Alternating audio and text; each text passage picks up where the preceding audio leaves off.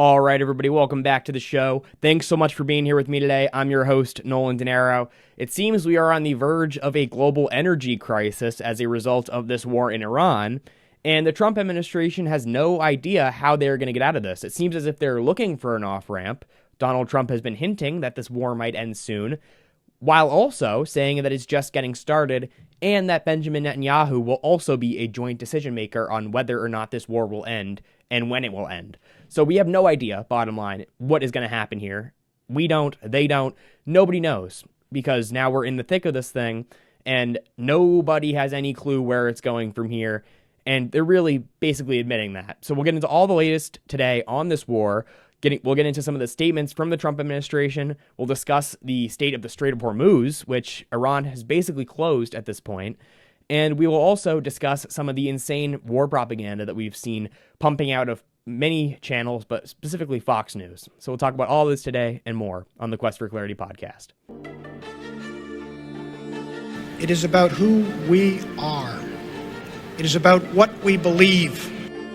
They're building up this case just like we did in Iraq. Build up the war propaganda. There was no Al-Qaeda in Iraq. The more you tell the truth, the stronger you become. Mr. Speaker, we're not rearranging deck chairs on the Titanic tonight. We're putting coal in the boiler and setting a course for the iceberg.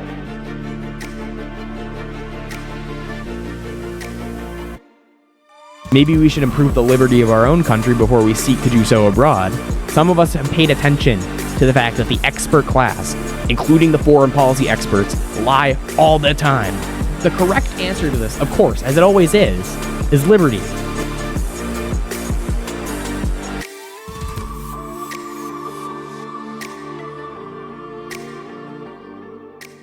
All right, everybody, before we begin, if you wouldn't mind going right down below this video and hitting like and subscribe here on the channel, I'd really appreciate that. Also, if you wouldn't mind going over to my Instagram, X, and Spotify accounts and giving all of those a follow, I'd really appreciate that as well.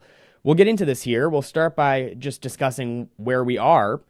We're in the second week, the end of the second week of this war in Iran, and there is no clear plan here of how we are going to get out of this. Where's the off-ramp? The administration has no idea.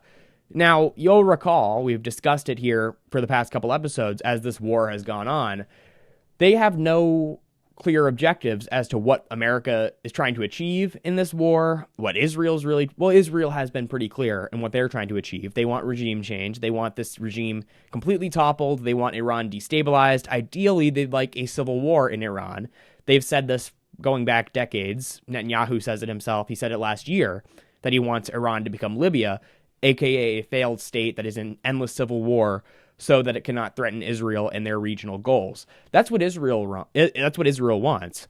Now, that is different from at least the stated strategic objectives of the United States. The United States, and this is straight out of the mouth of Donald Trump, Pete Hegseth, and Marco Rubio, they want a compliant Iranian regime. They want, whether it be the IRGC or they want a new regime, some sort of Western American-friendly regime to be installed into Iran so that, again, this doesn't have anything to do with American goals, so that America and Israel specifically can manipulate that regime and allow Israel to expand their borders and continue occupying the Gazan people and the people of the West Bank so that they can achieve their regional goals. That is the overarching theme of this entire war. That's the objective of this war.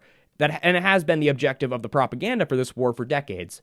The people in the foreign policy establishment, in the Israel lobby, have been pushing for this war for decades, literally like 40 years, for that specific objective. Because Iran not only presents a threat to Israel in itself with its ballistic missiles and the risk of a nuclear Iran, but they also fund terrorist proxies like Hamas, most notably Hezbollah, as well as the Houthis, the Palestinian Islamic Jihad, and some militia groups in Iraq as well. Now, there have been moments when the U.S. government has been honest and admitted that the whole point for this war is that Israel pushed us into this. We had Marco Rubio, I think on day 2 or 3 of this war, we played the clip here on the show, straight up saying to the press that the reason we did this was because Israel was going to go with or without us, and that would result in Iranian retaliatory strikes on our bases in the region, and we had no ability to stop Israel, so we had to just go along with them. That was what Rubio said. Mike Johnson said the same thing shortly after. Trump said it again the next day. And then they all tried to walk that back because they realized how absurd of a statement that was and how obviously dysfunctional this relationship is if that was actually what happened. So they walked that back, but we all heard it. That was what they said. And that has been the only coherent idea that makes sense here, is that is what occurred, because none of the stated objectives for the United States make any sense because they're completely incoherent. We've heard that they were an imminent threat for 47 years, which obviously doesn't make any sense. So they stopped saying that after a couple days because they realized you can't say they're an imminent threat when they've been an imminent threat for 47 years, because then they're not really imminent, are they? Because it's been 47 years. So they stopped saying that because that makes completely no sense. They've also said it was the ballistic missiles that were a threat to Israel, because their ballistic missiles they don't have intercontinental ballistic missiles that can reach the United States, so they're only a threat to Israel. And that's not America, if you haven't noticed. People like to conflate the two, but Israel and their security concerns are not necessarily tied to the United States, so that's a ridiculous point. So they also stopped saying it was the ballistic missiles, because that would mean this is a completely transparently Israel first policy, which we all know it is, but that would be too transparent if they said it was the ballistic missile capabilities. Yet some of them are still saying this, but they've kind of dropped that as well. Then they said it was the nuclear threat and that Iran was about to go nuclear, while simultaneously saying that we destroyed their nuclear capabilities and their facilities at Natanz, Isfahan, and Fordow back in June during the 12-day war. So they're both simultaneously saying that we completely obliterated those capabilities, yet they were a week away.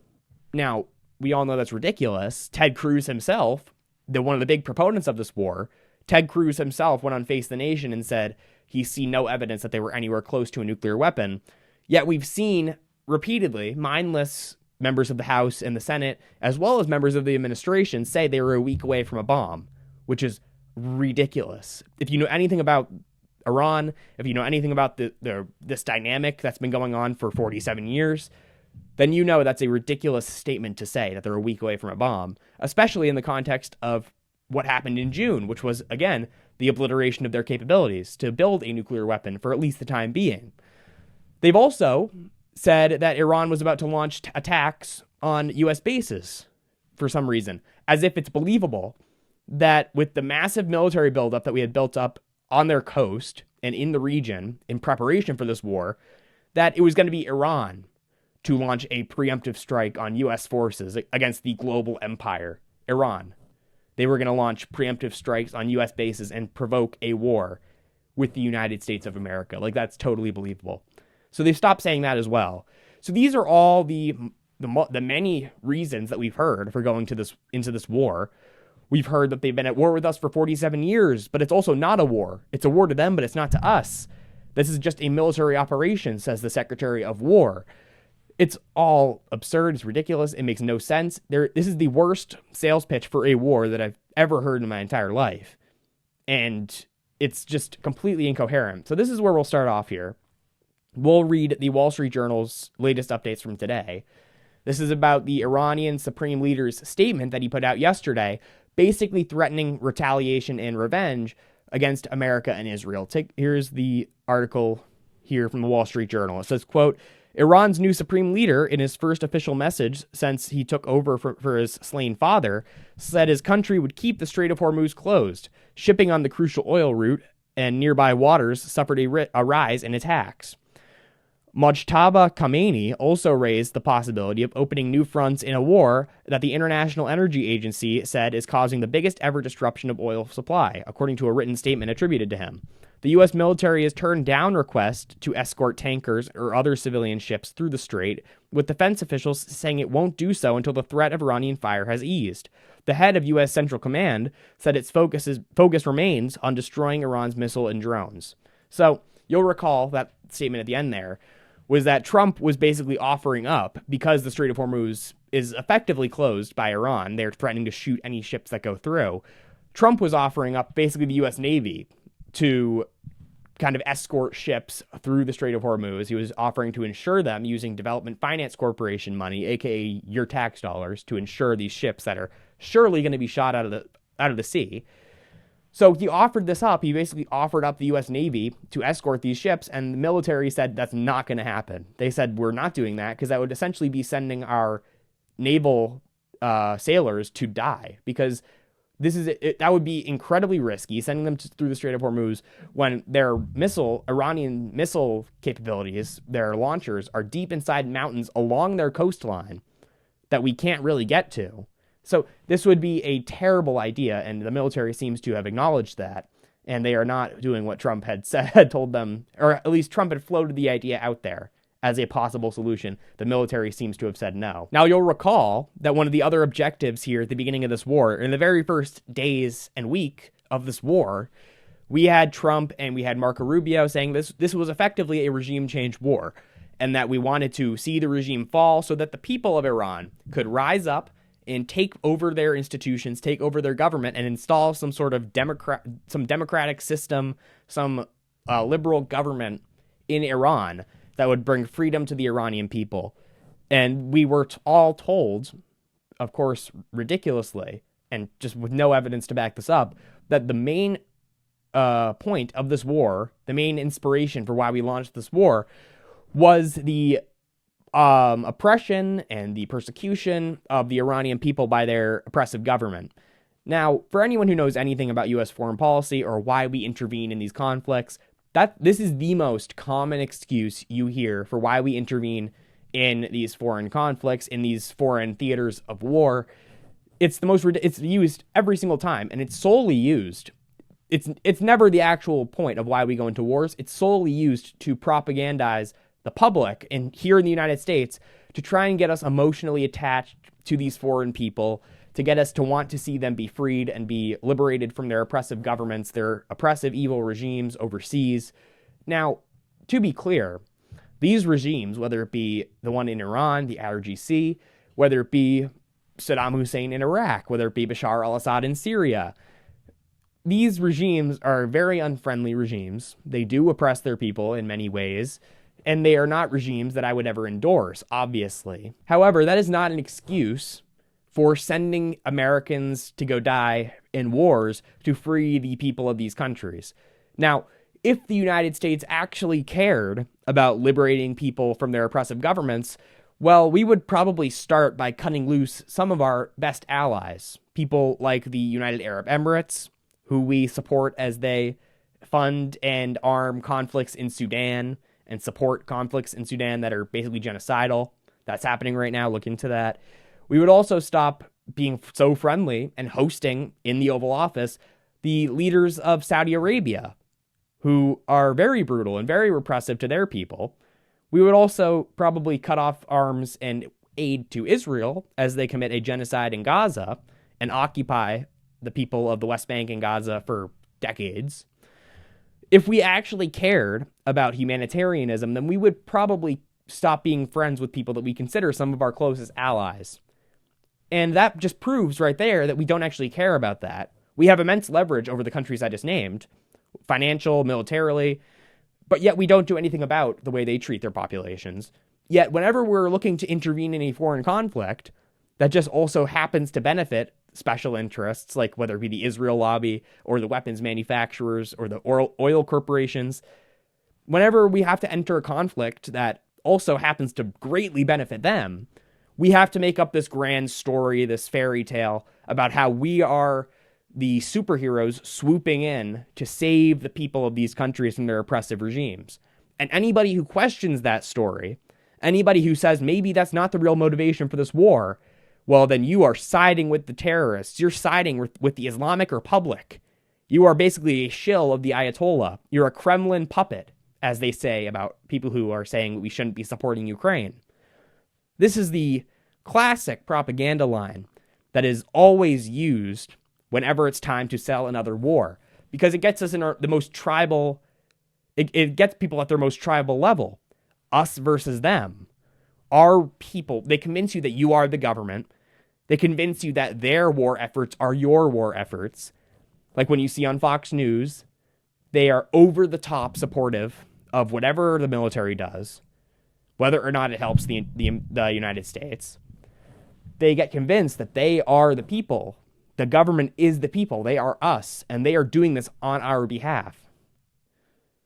And they are doing this, whatever it is, these military operations, these wars, they are us doing it to them. It's an us versus them dynamic that makes people very tribal and gets them to support really whatever the government does. We see this in every single war.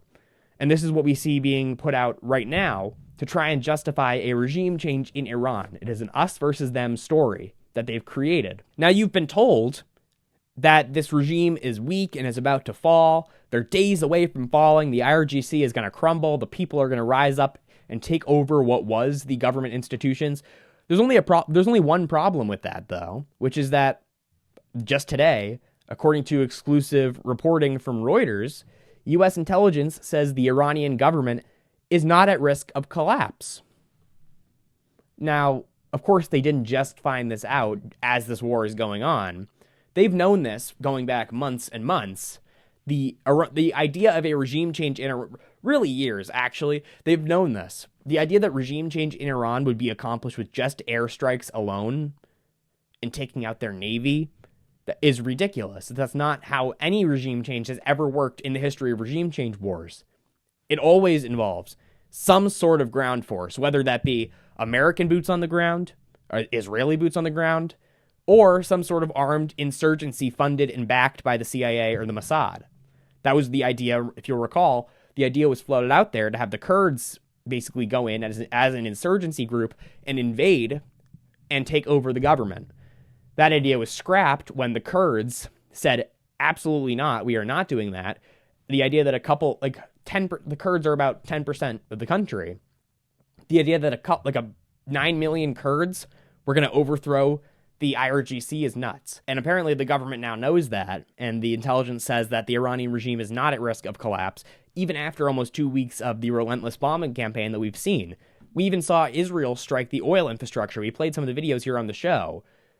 They struck their oil infrastructure and basically made apocalyptic scenes in Tehran, in the major cities of Iran, to the point where there's oil falling from the sky. It's raining oil in Iran, and the people are probably going to have serious health effects for the coming decades to come. Probably going to be massive cancer outbreaks in Iran because of this, because they are breathing. There were reports from on-the-ground sources saying that people couldn't breathe in the middle of the street. Their chest felt heavy. This idea that it was to liberate the people is so ridiculous. And if you seriously bought that, you need to do some homework before buying into the war propaganda so easily, because that's ridiculous. You hear people genuinely saying this. People that are smart too. People that are smart, who've been in this scene for a long time, who've seen wars play out, who've heard the propaganda over and over. They genuinely buy into this narrative that this is to free the people of Iran.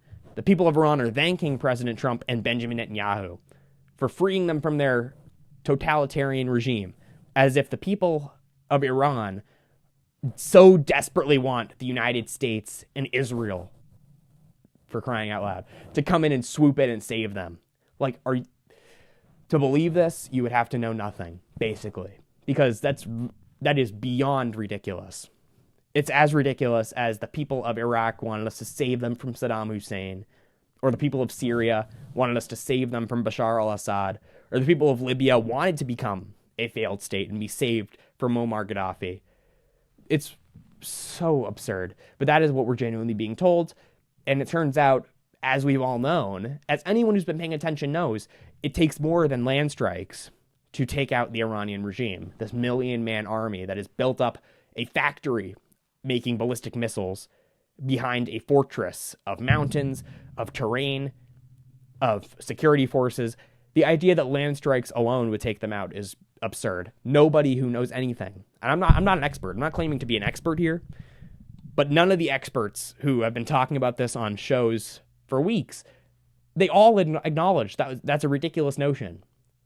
And all it took to understand that for yourself would be to listen to the experts who say that. People like John Mearsheimer and people like Jeffrey Sachs, these actual experts on these things, Colonel Douglas McGregor, They all were saying this, and people chose not to listen. And now the U.S. government is stuck in this loop where we have no idea where we're going to go from here. Here was what Trump said. We'll move on now to the Strait of Hormuz. Here was what Trump said to Fox News, to Brian Kilmeade the other day, about what the ships in the Strait of Hormuz should be doing. He says they should, quote, have some guts and just go through the Strait of Hormuz. Take a look. So, Brian, you did a phone interview with the President of the United States. What is his read on this? So I asked him, how do you get the prices down? I know how much you care about oil and gas. And he says, tell these tankers to get to it. We've wiped out most of their launchers. Here's exactly what he said. These ships should go through the Strait of Hormuz and show some guts. There's nothing to be afraid of. They have no Navy. We sunk all their ships. He went on to say, he said, look, yeah, there's risk in the region. The region's volatile. There are launchers. There's just about 150 left. That's just about 20% of totals. They can't regenerate. They can't make any more. And we are in the region ready to act quickly on all these type of attacks. Now, I think they're going to get some additional naval assets in there to do some escorting. Now, that is just crazy. You have to just understand how insane that is. Right now, in the Strait of Hormuz, in the Gulf right there, with people in Qatar and the UAE and Oman, there are people they're refusing to get on the ships because they think they're being sent to their death by going on these ships. The insurers are refusing to insure the ships because it's an incredible risk to send them out there right now, with Iran basically threatening to shoot any ship that goes by. And there's the question of whether or not Iran has laid mines in the Strait of Hormuz, because if ships go over those mines, then the ship explodes, basically. And they are very hard and very expensive and time-consuming to remove if they've been placed. So now there's the question that poses a real risk that nobody really knows the answer to until a ship explodes, does or doesn't explode, is whether or not and where Iran may have placed these mines. So these pose serious concerns now. And to say just to have some guts is just, it's a ridiculous thing to say. Now, oil prices right now, I'm reloading it right now as we speak, are at $95.08 a barrel. So that is very high. Oil prices are very high right now. They were at 100 a couple days ago. They came down after Donald Trump said that he is seeking an off-ramp, but he seemingly said that just so that the markets would calm, because right after the markets closed that day, he came out and said it's just getting started. So there's no coherent plan that's been given to the public on where this is going. And here's what Trump put on Truth Social at 9:14 this morning, where he says he basically doesn't care that the oil prices are going up. He says if they go up, they go up. But here is the statement today. It says, quote, the United States is the largest oil producer in the world by far. So when oil prices go up, we make a lot of money. But of far greater interest and importance to me as president is stopping an evil empire, Iran, from having nuclear weapons and destroying the Middle East and indeed the world. I won't ever let that happen. Thank you for your attention to this matter. Here's what he's been. So the first part of that obviously is the oil. When oil prices go up, we make a lot of money. By we, he means the people who give contracts to the oil companies. He means the government, which makes money from these oil companies. The oil cronies that donate to the politicians. These oil companies that get subsidies from the government. That is what when he says we, he does not mean the people of Texas or the people of Missouri or California. That's not who he's talking about. The people who are paying more for gas when oil prices rise, you're not making more money from that. When oil prices rise, that affects every industry. So that causes inflation. You're not making more money from that, average American. You're not making more money from oil prices going up. That's insane. But number two there, the statement, Iran, an evil empire. This is cartoonish. Evil empire. What are we talking about? He said the other day that Iran had plans to take over the Middle East. Iran's a very powerful country. They were going to take over the Middle East. If we did not hit them, they were going to take over the Middle East. They had thousands and thousands. Since their last hit, they had thousands and thousands of missiles and everything else. Most are now destroyed.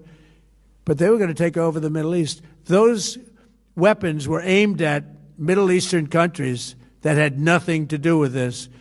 They were going to take over the Middle East, and they were going to try and destroy Israel. And even now, I think they were looking to take over the Middle East, because when you look, and we have pretty good proof, all of those missiles that were so stupidly aimed at Qatar, Saudi Arabia, UAE, they were all aimed, and others, at countries that were sort of like, leave us alone. They were all right. They were sort of neutral, but they weren't doing it. All of a sudden, they're getting hit with missiles. Take over Saudi Arabia and Qatar and Iran and UAE and Israel. What is this? Is like cartoonish nonsense. Iran did not. It's like worse than WMDs in Iraq. Iran was planning to take over the Middle East. What are you talking about? That's not real. That's not a real thing. There's no intelligence to back that up. There was never one statement made where that was a stated goal of the Iranians. Take over the Middle East. They don't have the means to do that. That makes no sense. They were going to take over the world and destroy the world. What? This is cartoonish. It makes no sense. And you have to not buy into this. That's a ridiculous statement. Iran is going to take over. There's no basis for which that statement is in reality. You just need to understand that. That's a ridiculous thing to say. Now, this goes along with this kind of propaganda pitch of there's going to be some short-term pain for some long-term gain. This was the marching orders given to all the figures on cable news. And here is just a funny little snippet of where we've seen this slogan come up. This is the slogan. This is the new 2 weeks to slow the spread. Take a look. This is a short-term disruption for the long-term gain. Short-term pain for the long-term gain. Short-term pain be for long-term gain. We're going to have some short-term pain with long-term gain. Short-term pay for a long-term gain. Some short-term pain, yes, but we've got some long-term gain. Short-term spike for a long-term gain. Some short-term pain for American consumers. We may have to deal with that in the short term. Short-term and temporary. Temporary short-term pain. It's going to suck in the short term. Some short-term pain. Short-term pain. We have to focus on the short term. Short term. Short-term. Short-term. Short-term and long-term. Short-term blip. Hopefully this is a short-term pain. Short-term is highly outweighed of the long-term benefits. Some short-term pain for the long-term gain. Short-term sacrifice for a long-term gain. If only they could be a little bit more subtle with the propaganda pitch that they've been literally handed backstage. This is the state of the war, okay? The original goal of seeing the regime toppled and having the people rise up, that is over. That's not going to happen. And that they're acknowledging that. U.S. intelligence says the regime is not at risk of falling. And there's from the beginning, the idea that the people together were going to rise up and overthrow the government is absurd. So now, either we have to acknowledge, by we I mean the government, the Trump administration, has to acknowledge that we are not going to achieve that we've put in place the Ayatollah's son, who is, by all accounts, more hardline, more radical, more insane, and looking for revenge, he said. He saw his whole family get blown to smithereens, and we're expecting him to be like some nice guy. We have to acknowledge that we failed in that regard and that the regime is not going to be friendly to the West now. And where do we go from here? We have to decide whether or not this is a point where we're going to escalate. And by escalate, that means potentially putting troops on the ground to get the enriched uranium out of the country, to overthrow the regime ourselves, if that's still the goal. Or are we going to back away and claim victory and come home, even though we did not achieve many of the tons of ridiculous objectives that were thrown against the wall? We have to choose one of these paths. The problem is, if we do say we're going to call it a win and go home, there's still the third party here, which is Israel, that is all in now on seeing this regime overthrown. This is the moment they've been waiting for 40 years, which is what Netanyahu said. They're all saying they are not going to stop until this regime is overthrown. So we've started something here that we have no ability to really stop at this point. It's not really on us to stop this at this point. We can stop. Iran has said they're going to continue strikes on U.S. bases. They're going to continue strikes on Israel. It seems as though their ballistic missile stockpile that they burned through is only their older stuff. They still have tons of newer ones, and they have the factories deep underground that are making hundreds of them a month. And Israel has no intentions of stopping either. They're still striking Tehran. They've struck oil facilities in Iran that the United States didn't even want them to strike. So we've unleashed something here on both sides that we now no longer are the main person that can stop this. We're not the main player here at this point now. It's between Israel and Iran to stop this, and neither side wants to. So even if the United States steps away here and leaves this fight going, these two sides still have no interest in stopping at this point. So we've set off a chain reaction here that we don't really understand how we're going to stop it. And this shows from the incredible lack of knowledge and wisdom that has been on display from this administration during this whole thing. So that is where, that's the latest on the war itself. Finally here, we're going to end off by just going over the latest on this Iranian school bombing, which we've now basically concluded from military investigations, sources from those investigations leaking to the press, that it is basically confirmed at this point that the United States did strike that school in Iran, killing numbers, the estimates are 165, 175 people, mostly schoolgirls. And here was Donald Trump's response to that yesterday when a reporter asked him straight up about what his thoughts were on this report that indicates the United States did strike the school in Iran. Take a look. The report shows, a new report says that the military investigation has found that the United States struck the school in Iran. As Commander-in-Chief, do you take responsibility for that? That is what? As Commander-in-Chief, do you... For what? For the strike on the school in Iran. A new report says the military investigation has found it was the United States that struck the school.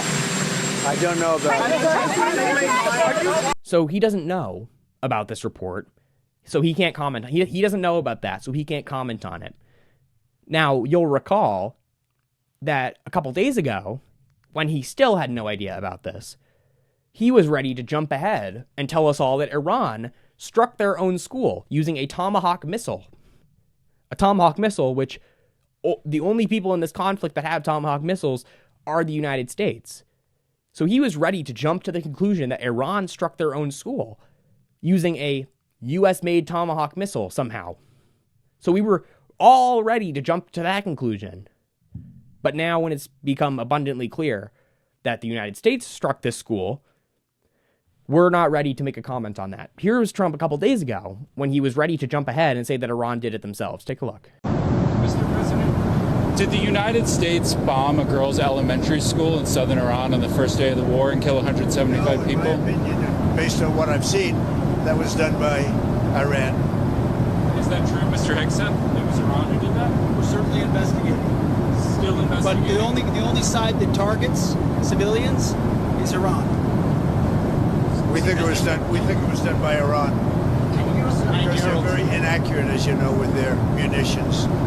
They have no accuracy whatsoever. It was done by Iran. So it'll be interesting to see if he ever does comment on this and say that, yes, America did accidentally strike this school. And, well, it's going to be interesting to see how that happened. The reports indicate that it was because they were using AI targeting that mistook this for some sort of naval base or military base of some kind.